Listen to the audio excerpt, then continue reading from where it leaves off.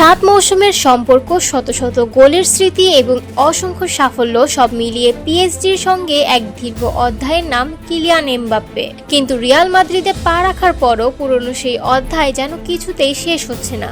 পিএসজির বিরুদ্ধে এবার আদালতের দুয়ারে কড়া নাড়লেন এমবাপ্পে।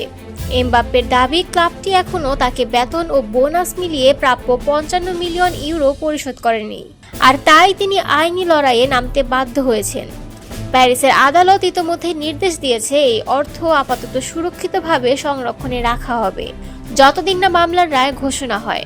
শুনানির দিন ঠিক হয়েছে 26 মে। এতেই শেষ নয়, এমবাপ্পে এবার বিষয়টি নিয়ে যাচ্ছেন ফ্রান্সের শ্রম আদালতেও।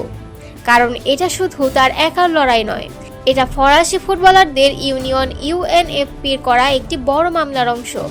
ইউনিয়নের অভিযোগ, যেসব খেলোয়াড় ক্লাবের প্রস্তাবিত নতুন চুক্তি মানতে রাজি হয়নি তাদের পরিকল্পিতভাবে দলের বাইরে রাখা হয়েছে। এমবাপ্পে মনে করেন 2023-24 মৌসুমের শুরুতে তার সঙ্গেও হয়েছিল এমনই আচরণ। তাকে দলের বাইরে রেখে চাপ সৃষ্টি করার চেষ্টা করে পিএসজি। মাঠে প্রতিপক্ষদের পরাস্ত করেছেন বহুবার।